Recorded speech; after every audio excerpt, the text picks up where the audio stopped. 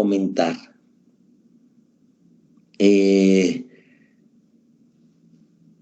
Los capítulos a leer aquí nuevamente, estamos hablando de la pediatría de Nelson Mexicana, edición 408 y 658. Hay algo importante que debo de volver a recalcar, y que para hablar de afección de las vías respiratorias, quiero informarles que más de la mitad de las prescripciones ambulatorias de los agentes antimicrobianos para niños se realiza por esas 5 afecciones, y una de ellas es otitis media, otra es sinusitis, otra es bronquitis, otra es faringitis y otra es afecciones inespecíficas de las vías respiratorias superiores. Es importante que sepan que más de la mitad de las prescripciones médicas en pediatría están dadas por estas 5 afecciones, que como les repito, es otitis media, sinusitis, que son las 2 que encabezan, de tal manera pues de que estos 2 temas sí valen la pena repetirlos nuevamente e ir captando los conceptos más importantes para ponerlos en práctica donde ustedes se encuentran en las clínicas ambulatorias o clínicas familiares o centros o puestos de salud. Primero vamos a empezar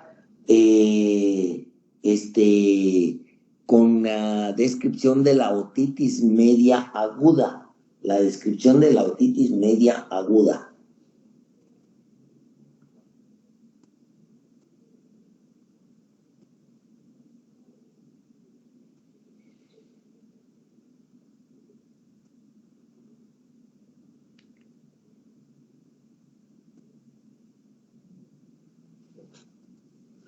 La afección de otitis media aguda contiene algunos signos y síntomas que definitivamente deben ustedes estarlos tomando en cuenta. Y dentro de ello, pues voy a enseñar nuevamente algunas diapositivas, pero no olvidar que el otoscopio es el arma más importante para hacer el diagnóstico. Y entonces ustedes, al introducir el otoscopio de una manera adecuada, van a encontrar el abombamiento del tímpano, ya sea moderado o severo, ¿verdad? Y si no se presenta, pues puede ser debido a una otitis externa, pero no debería denominarse otitis media aguda. O sea, debe haber abombamiento de tímpano, como estas diapositivas que tenemos acá, ¿verdad?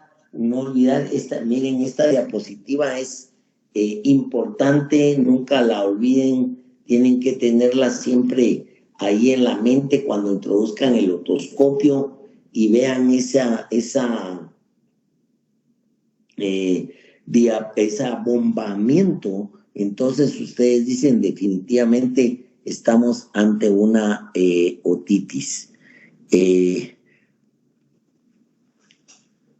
La otitis media aguda, si hay abombamiento y aparición de dolor en las últimas 48 horas en el paciente no verbal, podrían ustedes notar o preguntarle a la madre si no se frota la oreja, si no se jala la orejita. Entonces, obviamente ese es un detalle en los pacientes no verbales, ¿verdad? O que cuando usted introduzca el otoscopio encuentra un eritema intenso en la membrana timpánica, ¿verdad? No se puede diagnosticar otitis media aguda en un niño que no tenga efusión en el oído medio. Si no tiene, en un niño que no tenga efusión en el oído medio, entonces no se puede diagnosticar otitis media aguda. Características clínicas más importantes es el dolor en el niño que no habla, que no dice. La opacidad de tímpano es otra característica clínica. Un abombamiento de la membrana timpánica. Y obviamente, si tuviéramos un aparatito en donde pudiéramos medir si el tímpano es movible o no y si está disminuida, es otro de los puntos importantes clínicos. Y la opacidad de la membrana timpánica, pues obviamente con esto estaríamos claramente haciendo el diagnóstico de otitis media aguda. Acuérdense que la neumatoscopía es importante y esto sería lo ideal, tener este tipo de aparatos en donde uno introduce al oído este aparatito, introduce el espéculo y luego insufla y ve uno si hay movilidad o no del tímpano. Esto pues claramente da una garantía que hay disminución de la movilidad del tímpano para estar hablando de una afección en el oído medio, ¿verdad? Entonces podríamos decir que al introducir el otoscopio, usted tiene que describir las 3 características de las 4, porque digamos la movilidad es probable que si no tiene usted el manguito para insuflar,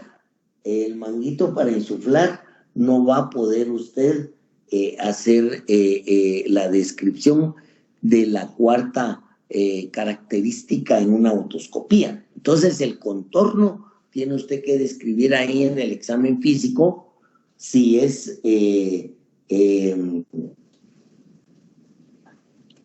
normal o está abombada el contorno.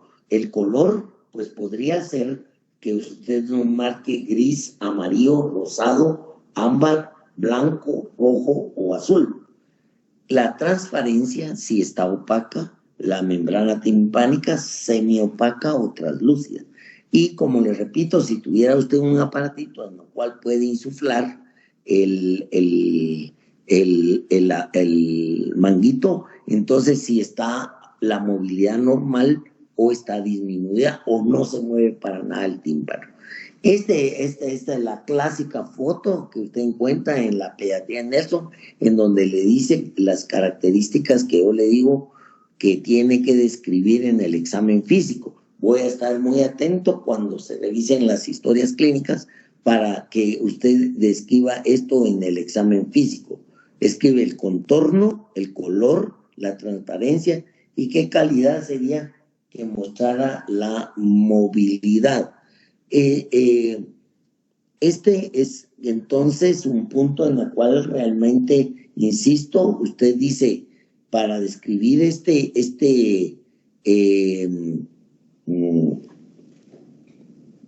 tímpano, dice usted, contorno abombado, color, podría usted decir que es un color rojo y una transparencia totalmente opaca y seguramente una movilidad que estaría totalmente ausente, ¿verdad? En este otro tipo de tímpano, es un tímpano en el cual realmente, si ustedes claramente demuestran que no hay abombamiento. Aquí no hay otitis, entonces media aguda, sino es una otitis serosa. Si ustedes ven, hay líquido, pero no hay un abombamiento, como ustedes pueden ver en esta diapositiva. Evidentemente, pues es una gráfica donde habla de un tímpano normal, como ustedes ven acá. Vean el pulsor donde dice oído normal contra un abombamiento de la membrana timpánica. Aquí hay líquido y hay hemorragia, ¿verdad? De tal manera, pues, de que la otitis media la piedra angular es el abombamiento que usted ve en la membrana timpánica. Bien, entonces quisiera en este momento detenerme un poquito y ver si efectivamente hay alguna pregunta que quieran hacerme.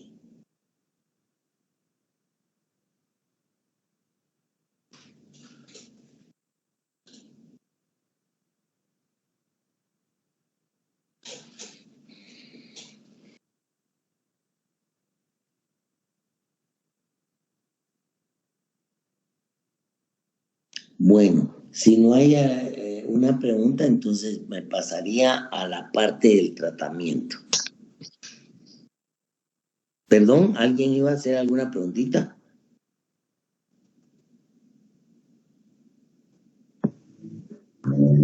No, doctor. Muy bien. Bueno, entonces, si hablamos de tratamiento,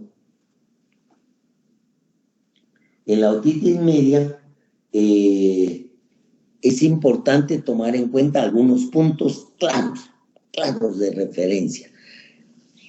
Prescribir antibiótico en niños mayores de 6 meses con otitis media aguda, ya sea bilateral o unilateral, si tienen clínica de severidad con una otalgia de más de 48 horas o fiebre de más de 39 grados, lógico, prescribir antibiótico. Es decir, es válido. Niños de 6 a 23 meses con otitis media aguda, sea unilateral o bilateral, sin signos de severidad, se permite prescribir antibióticos y entre 48 y 72 horas observar, ¿verdad? Los antibióticos podría ser la amoxicilina, no siempre tomar en cuenta que este paciente no tenga conjuntivitis purulenta, porque si tiene conjuntivitis purulenta no es adecuado dar amoxicilina, ¿verdad? O que sea alérgico a la penicilina, ¿verdad? Es decir, o que se haya tomado o que haya tomado amoxicilina en los últimos 30 días. Esto tampoco realmente sería recomendable para uso de la amoxicilina. En este cuadrito, que se ve poco, pero creo yo que debemos de tomar en cuenta que se puede iniciar amoxicilina o amoxicilina con clavulanato. No olvidar que se puede iniciar clavulanato a 6 miligramos por kilo día, repartido, la relación 14:1, repartido en 2 dosis. Unas alternativas podrían ser cefuroxima, podría ser ceftriaxona también como alternativas, pero principalmente si son alérgicos a la penicilina, ¿verdad? Entonces sí se podrían recomendar estos antibióticos si son alérgicos a la penicilina, podrían usar ceftriaxona o cefdivir, también cefodoxima. En cuanto a duración del tratamiento del antibiótico, hay que tomarlo muy en cuenta. Duración: menores de 2 años, 10 días. De 2 a 5 años, 10 días con clínica de severidad. De 2 a 5 años sin clínica de severidad, perfectamente podemos dar 7 días. Y mayores de 6 años, de 5 a 7 días. Vamos a ver solo algunos que están, pero voy a entrar, esperando.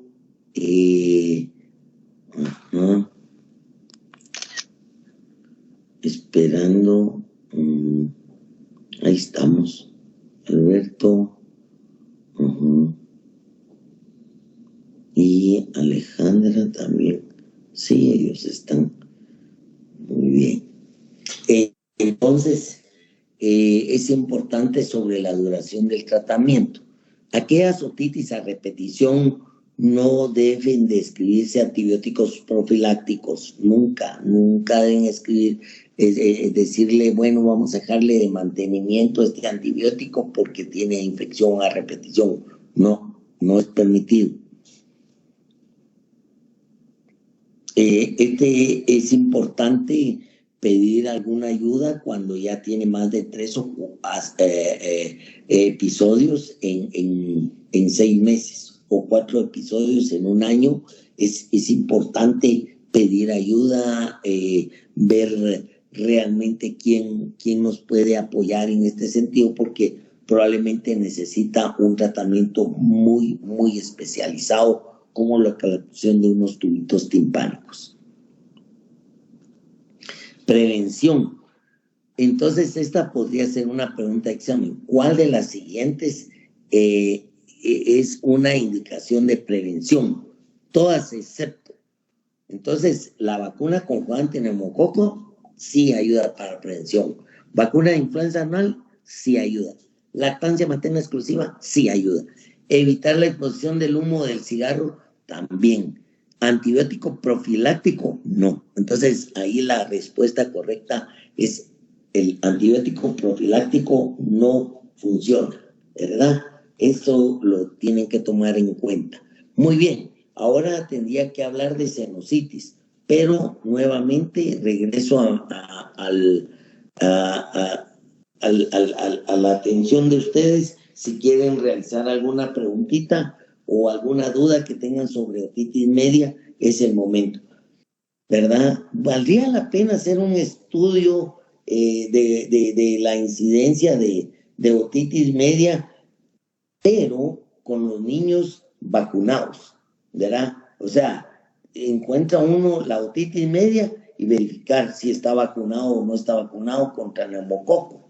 Ese estudio sería muy interesante verlo en nuestro medio, ¿verdad? O sea, si la vacuna realmente está funcionando o no. Eso sería un estudio o que tenga su esquema, ¿verdad? ¿Qué incidencia de la vacuna de la gripe tienen los niños y tienen otitis media aguda? Eso sería un estudio precioso para presentar en la tesis.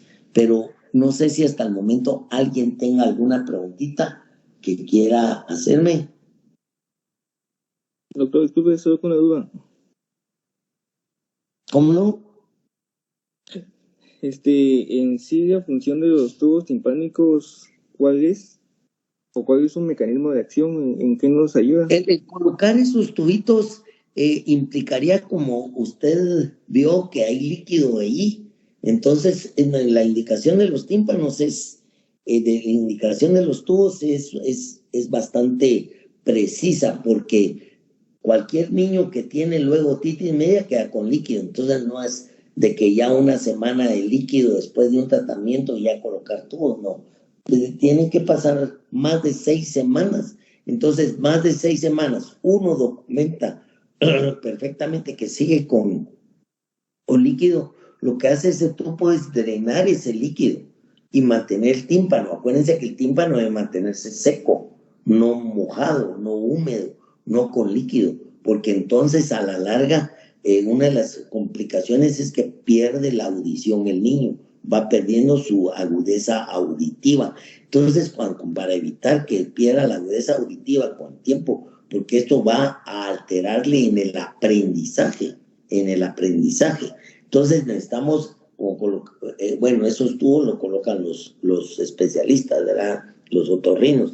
Entonces ese tubo lo que hace es drenar el líquido, retirarlo del tímpano, así el tímpano se mantiene seco y que evidentemente siga su función. Si el tímpano se mantiene nadando, lo más probable es que nos va a dar problemas de aprendizaje increíblemente. O sea, todas las repercusiones, pero no es colocación así tan rápida, ¿verdad? Tiene sus indicaciones. Yo me conformaría para el nivel académico de ustedes que hicieran un buen diagnóstico y que tuvieran un buen aparato para ver realmente el tímpano. Con esto yo creo que estaría yo muy satisfecho de saber de que les di una clase, que entendieron y que ahora a revisar tímpanos, pues a revisar a todos los niños, porque, como les repito, más de la mitad de las consultas por problemas respiratorios pues pueden tener otitis media aguda y no le hacemos diagnóstico porque no revisamos los oídos. Y entonces esos niños quedan con fiebre, con irritabilidad máxima, que son de 6 meses, pues no hablan. Entonces, muy irritables, pasaron mala noche, fiebre, y las mamás lo llevan y pues un poquito de secreción nasal y todo, pero uno hace una buena evaluación en el tímpano y encuentra el abombamiento. ¿Le expliqué lo del tubo? Sí, doctor, gracias. Bien.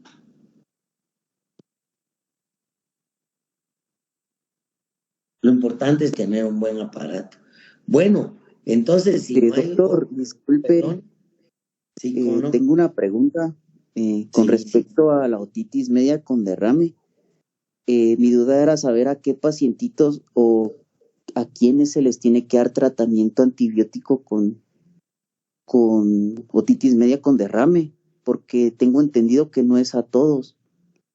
Sí, es decir que hay dos tipos de otitis, ¿verdad? La otitis media aguda y la otitis con derrame, es la que yo le digo, la otitis media serosa.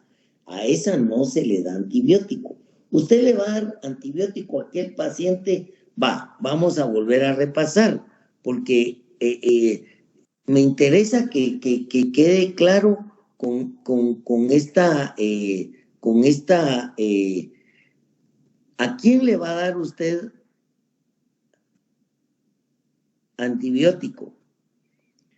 Le pregunto a usted, ¿le daría antibiótico a este tímpano, sí o no? Sí, doctor, sí. ¿Y le daría antibiótico a este tímpano, sí o no?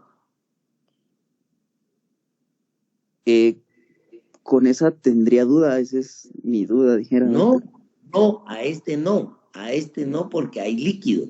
Es una otitis serosa, una otitis media serosa. A este sí hay que darle antibiótico, pero acuérdese de estas características. Dolor, opacidad, abombamiento de la membrana timpánica, opacidad. Esto es lo que le da la característica clínica, ¿sí? Para que se presente este caso. Este caso tiene fiebre, tiene las características, a él hay que darle antibiótico. Este paciente llega sin fiebre, ¿sí? Sin dolor, pero si hay secreción nasal, hay molestias, nariz tapada, un poquito de tos, y usted ve este tímpano, entonces ese paciente no tiene por qué darle antibiótico, no tiene fiebre, ¿verdad? No sé si me explico. Sí, doctor, gracias, sí. Este es un niño que tiene otitis media serosa. Este es un niño que tiene una otitis media aguda. Tiene fiebre, tiene dolor, tiene, digamos, la madre dice, fíjese cómo se jala la orejita, cómo se jala la orejita, cómo se toca en aquel niño no verbal, ¿verdad? Y entonces tiene 40 de temperatura. Ese niño hay que darle antibiótico. A este niño llegó porque tiene tos, secreción, pero cuando usted lo examina no tiene fiebre. Ese es un niño que realmente tiene secreción nasal, nariz tapada. Y usted ve este tímpano. No, a él no le da antibiótico porque es una otitis media serosa. ¿Quedó claro? Sí. Sí, doctor, gracias. Algo que es importante, ustedes no se olviden, algo que es súper importante es súper importante, pero súper importante es importantísimo es que ustedes pregunten la vacunación de estos niños. Por favor, ¿está vacunado? Quiero ver el carnet de vacunas, que por cierto la otra semana vamos a platicar sobre vacunas, ¿sí? Pero necesito necesito que usted como buen estudiante de medicina, señora, trae su carnet de vacunas. No, bueno, debe traerlo siempre cuando venga a consulta con nosotros. Este es un buen principio.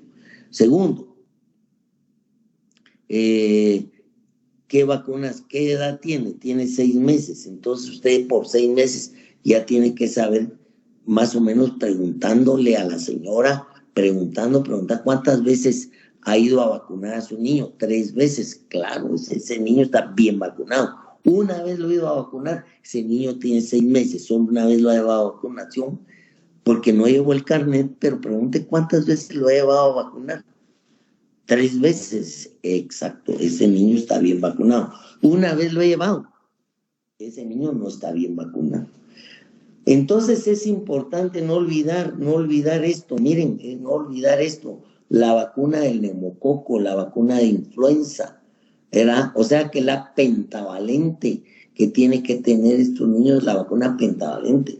Es importante que tengan sus vacunas para que evidentemente menos riesgo de otitis media aguda, en donde hay abombamiento de tímpano y necesita antibióticos ese niño, ¿verdad? Máximo si es menor de 24 meses. Entonces ya ustedes van a estar atentos a las preguntitas que vamos a hacer, porque llevan un poquito ahí de chable, pero evidentemente es para que usted, sepamos que usted aprendió teóricamente la otitis. Ahora, en la práctica, depende si usted tiene su otoscopio, pues obviamente le puede hacer el diagnóstico clínico. Bueno, pasemos a la sinusitis. Repito, más de la mitad de las prescripciones ambulatorias de agentes antimicrobianos para niños se realiza por otitis media y sinusitis. Más de la mitad de las prescripciones son por otitis media o por sinusitis. Interesante, la sinusitis, este diagnóstico es el más identificado que la otitis, ¿verdad? Es el más identificado en las prescripciones ambulatorias de antibióticos, ¿verdad? Entonces, para ello, pues obviamente se tienen que tener algunas directrices clínicas, ¿verdad?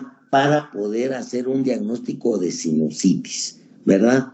¿Por qué? Porque evidentemente es una de las causas más frecuentes de prescribir antibióticos en la práctica del día a día. Atentos a la sinusitis, ¿verdad? La fisiopatología es de que hay una obstrucción del complejo meatal, una disfunción del aparato ciliar y las secreciones demasiado espesas en todo el trayecto de los sinusoides. Y esto obviamente provoca el diagnóstico de sinusitis. Hay factores que predisponen. Dentro de la inflamación de la mucosa hay factores sistémicos, como el virus respiratorio sincitial, que son los virus, básicamente, los virus factores sistémicos, rinitis, alergias, o sea, las alergias, pero el humo de tabaco, los desórdenes inmunológicos también, y la fibrosis quística hepática, pero valdría la pena hacer un estudio en nuestro medio porque no sabemos si realmente son los virus o las alergias lo que más provoca la sinusitis en nuestros niños. Hay obstrucciones como cuerpos extraños, como desviación del tabique, tumores, pólipos, atresias, pero eso es muy raro. Los insultos locales como el nadar, el sobreuso de descongestionantes nasales, los golpes, los traumas, ¿verdad? Estos son insultos locales que pueden predisponer a la sinusitis. Pues aquí los estudios en el extranjero hablan que el 80% de las causas de sinusitis vienen de origen viral y un 20% de alergias, pero en nuestro medio, la verdad, no hemos hecho estudios. Valdría la pena, entonces, ahí ya desprendí un par de estudios con otitis media y alguien podría hacer un estudio de sinusitis en niños, pero son realmente relativamente sencillos de hacer, solo es de armar bien la investigación y se pueden hacer perfectamente en nuestro medio. Los gérmenes que están implicados, pues es el Streptococcus pneumoniae, el Haemophilus influenza, Moraxella catarrharis, y rara vez están implicados los anaerobios, rara vez, pero sí pueden estar implicados. Staphylococcus aureus no está relacionado directamente, pero es muy importante en las complicaciones. De tal manera, pues, de que las preguntitas ahí del examen podrían ser, ¿qué gérmenes son los frecuentemente encontrados? Tendría que describir usted Streptococcus, Haemophilus y Moraxella. Esos son los más frecuentemente. Pero los anaerobios y el estafilococo pueden, pero raramente estar presentes. Pero si dicen gérmenes que nunca aparecen en la sinusitis y colocan anaerobios, es correcto, porque a veces aparecen los anaerobios como parte de un escenario infeccioso en los senos maxilares o etmoidales. Así que interesante va a resultar la preguntita que les voy a hacer de los gérmenes. La presentación clínica o criterios diagnósticos actualmente pues están en discusión, pero logré sintetizar estos. Síntomas persistentes como es descarga nasal y congestión o tos de más 10 días sin mejoría, piense en sinusitis. Fiebre, rinorrea purulenta con 3 días de fiebre y rinorrea purulenta, piense en sinusitis, ¿verdad?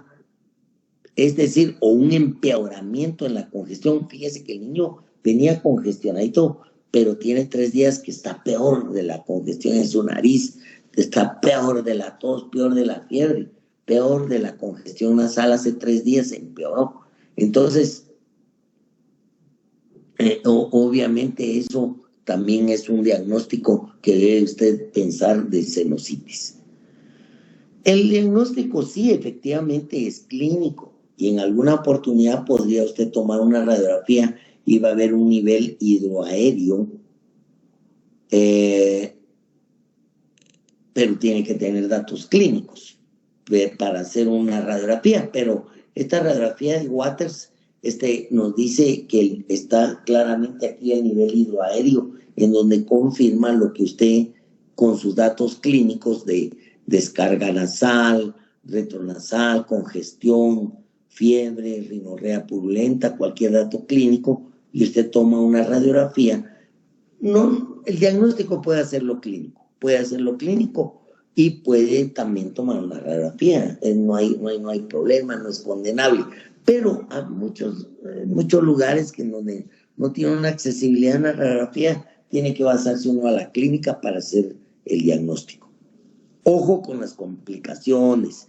Las complicaciones pueden ser intragenerables y la que a mí más me preocupa es la meningitis, porque he visto 2, 3 casos que miré el año pasado de meningitis secundario a la sinusitis, ¿verdad? Trombosis de senos venosos, abscesos cerebrales y las complicaciones orbitarias como edema inflamatorio, absceso orbital, neuritis óptica y complicaciones óseas, dentro del que más se habla sobre un tumor inflamatorio de POTS, ¿verdad? Interesante este tipo de patologías. En cuanto al tratamiento, pues sí, efectivamente creo que podemos empezar con amoxicilina a 90 miligramos por kilo.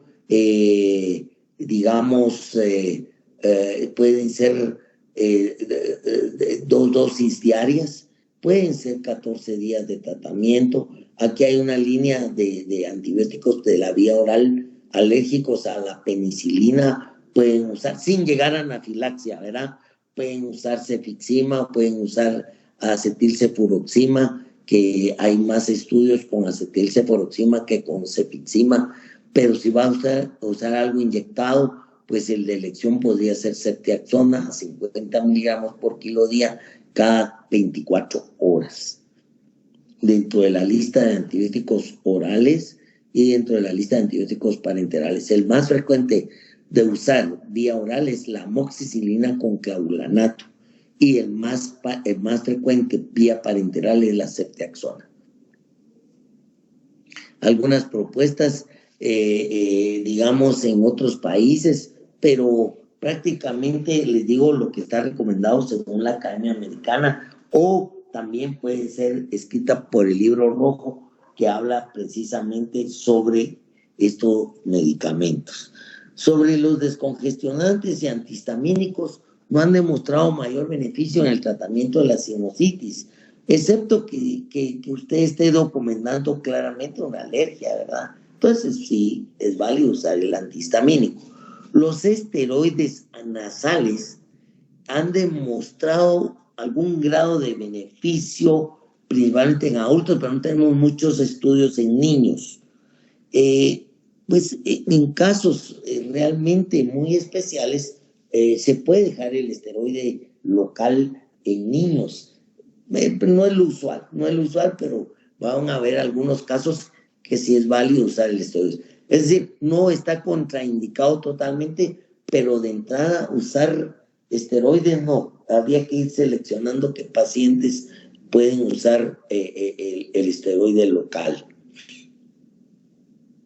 Si este niño está teniendo sinusitis recurrente, precisamente aquí es donde hay que buscar la alergia. Hay que buscar si no hay exposición a humo de leña o humo de tabaco. Hay que ver si no hay reflujo. Este sería un interesante estudio, ¿verdad? Sinusitis recurrente, ¿qué factores tenemos en nuestro medio como más frecuentes, ¿verdad? Este sería un interesante estudio, ¿verdad? Bueno, ahí voy con estos datos. Yo creo que me he enfocado en el día de hoy a hablar de aspectos más prácticos para ustedes, más prácticos que se ven día a día, que estamos, digamos, trabajando, viendo vía aérea, y obviamente las consultas en las clínicas periféricas o en los centros de salud. No me dejarán mentir ustedes que las consultas de las vías respiratorias son muy frecuentes en niños. Bien, dejo un espacio para que si quieran hacer preguntas.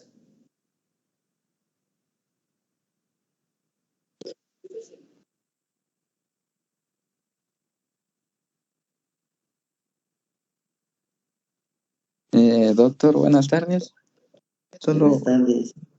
Solo tengo yo una pregunta. Como una complicación de la otitis media es una perforación timpánica. Digamos, si encontráramos una perforación timpánica en el examen físico, ¿qué tendríamos que hacer? Bueno, las perforaciones timpánicas no son, o sea, va a haber una disminución de la audición transitoriamente, pero el tímpano se repare. Y obviamente si esa perforación fue secundaria a un cuadro infeccioso, pues darle antibiótico, ¿verdad? Obviamente. Pero la perforación timpánica sí causa transitoriamente una disminución de la audición y luego se recupera, ¿verdad? Esas exposiciones luego de un tratamiento, como ya les mencioné, pero podría ser de que hay que darle un poco de tiempo para que se restablezca ese tímpano en aproximadamente 4 a 6 semanas. O sea, de luego el tímpano queda con un poco de líquido, por eso no es de colocar un tubo de drenaje, un tubo de timpanostomía, no. O sea, esperar unas 4 o 6 semanas y se recupera. De la mayor parte de tímpanos, después de una perforación, se recupera, ¿verdad? Gracias. Gracias. No sé si le resolví su duda. Sí me la resolvió. Y también lo otro que decía era de que, digamos, cuando hubo una perforación anteriormente iba a haber como fibrosis o no entendí muy bien cómo se miraría No, no. Si hay una perforación por un cuadro infeccioso, usted deja el Ajá. tratamiento con antibiótico, tiene una cicatrización perfecta y queda el tímpano como si nada. No hay fibrosis, no hay fibrosis. Es decir, cuidado con lo del tiempo de ese líquido, ¿verdad? Démosle 4 a 6 semanas para que ese tímpano vuelva a la normalidad, pero que quede lesión. Si hay líquido después de 6 semanas, claro, hay que colocar tubo, pero no es fibrosis. Lo que puede haber es disminución de la agudeza auditiva, problemas en el aprendizaje de esos niños, ¿sí? No hay fibrosis ni nada de eso del tímpano. Gracias, doctor. Eso era mi duda.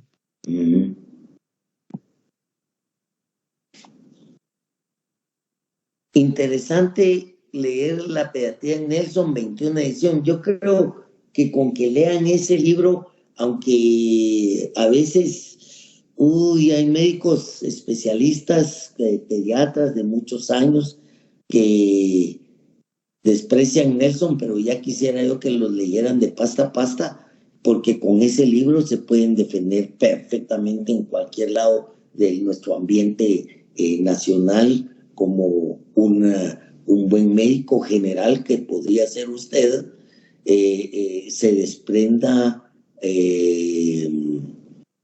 leyendo La Pediatría de la 21 edición. Puede usted leerla con toda sobriedad, sin ningún grado de vergüenza. Ahora, lo que sí no me gusta es que lean manualitos, ¿va? Ustedes lean La Pediatría de Nelson, 21 edición, y con eso sobramente pueden saber ustedes pediatría a un nivel académico muy adecuado, aquí y en cualquier parte del mundo, ¿verdad? Sí, pero no leer manualito, que manual Merck y todas esas cositas, dejémoslo para la Mesoamericana o alguna de estas universidades que son colegitos, ¿verdad? Pero para ustedes que son médicos que tienen que realmente salir con una buena sobriedad, lean Pediatría de Nelson y háganlo con la frente en alto. Pueden ustedes decir, yo leí Pediatría de Nelson. No, Funes dijo, no. Pediatría de Nelson dice tal y tal cosa, ¿verdad? Bueno, si no hay ningún otro comentario, no quieren alguna otra preguntita, daría por terminada la clase y nos vemos la otra semana con el tema de vacunación, o sea, inmunizaciones. ¿De acuerdo? Bueno, Pablo ha levantado ahí la mano. Sí, Pablo. Hola, doctor, buenas tardes. Sí, Pablo. Una pregunta, digamos, desde su experiencia, que pudiéramos acompañar estos procesos de sinusitis con un spray nasal de así tipo de mometazona furoato. Sí, mire, la verdad es de que los esteroides, fluticasona, mometazona, pues comercialmente compiten.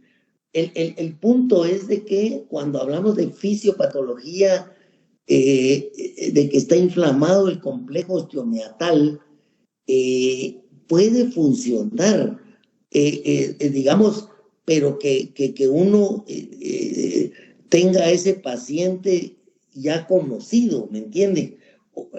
Entrarle a un paciente no conocido, tiene una sinusitis aguda, primera vez, dejarle esteroide. Yo creo que deberíamos de manejar básicamente el antibiótico, pero vamos conociendo a ese paciente que quedó inflamada esa área, tiene hipertrofia de cornetes, hipertrofia de adenoides. Ese paciente ya va más allá de una sinusitis bacteriana aguda, que es lo que yo estoy explicando hoy, por favor, no se me confundan. Pueda pensar de que yo aquí hablé de hipertrofia de cornetes, hipertrofia de adenoide. Yo no estoy hablando de eso, que ahí Ahí esos casos sí van adornando el esteroide sistémico. Pero como estamos empezando nuestro nivel académico, cuarto año, sinusitis bacteriana aguda, el tratamiento es antibiótico. No descongestivo, no esteroide, no. O sea, sinusitis bacteriana aguda significa antibiótico, punto. Si usted me quiere adornar esa sinusitis bacteriana aguda con hipertrofia de cornetes, hipertrofia de adenoides, rinitis alérgica, rinitis vasomotora, ahí maneje el esteroide. Esteroide hasta por 3 meses puede usar. Es válido y está recomendado. Pero yo tendría que haber entrado a hablar de una sinusitis y ya con otro concepto. Entonces, por favor, regresemos. Sinusitis bacteriana aguda fue mi tema. Hoy, sinusitis bacteriana aguda. Antibiótico. ¿Está claro, Pablo? Sí, gracias, doctor. Muy bien. Espero que me hayan entendido bien. Sinusitis bacteriana aguda, antibiótico. Punto. Si tiene algunas otras patologías, hipertrofia de cornetes, hipertrofia de adenoides, tiene rinitis alérgica, rinitis vasomotora, bueno, está bien, podemos usar esteroide como metazol. Entonces, por favor, mucho cuidado en el momento, no, pero que Funes dijo que no, que esteroide está contraindicado, no. Sinusitis bacteriana aguda, antibiótico, que es como ustedes deben ir buscando. ¿Qué perfil de ese paciente? Porque acuérdense que, repito, digamos, dentro de las características, más de la mitad de las prescripciones van por sinusitis y otitis media, aguda, sinusitis bacteriana aguda y sinusitis. De hecho, ustedes tienen que escribir así los diagnósticos, ¿verdad? Pero más de la mitad de las consultas es por esto. Por eso es importante que yo necesito que ustedes entren con sobriedad a ver pacientes de la vía aérea, pero con conocimiento, ¿verdad? Conocimiento. Otitis media aguda, sinusitis bacteriana aguda. Después vamos a ir adornando otras patologías que poco a poco van a ir entendiendo ustedes conforme va la agudeza del clínico, los años de estar viendo pacientes, ¿verdad? Bueno, espero me hayan entendido, espero haber podido compartir con ustedes este tipo de entidades clínicas y pues obviamente yo estoy para servirles, ¿verdad?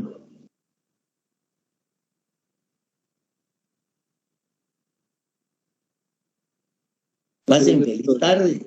Gracias, doctor. Feliz tarde.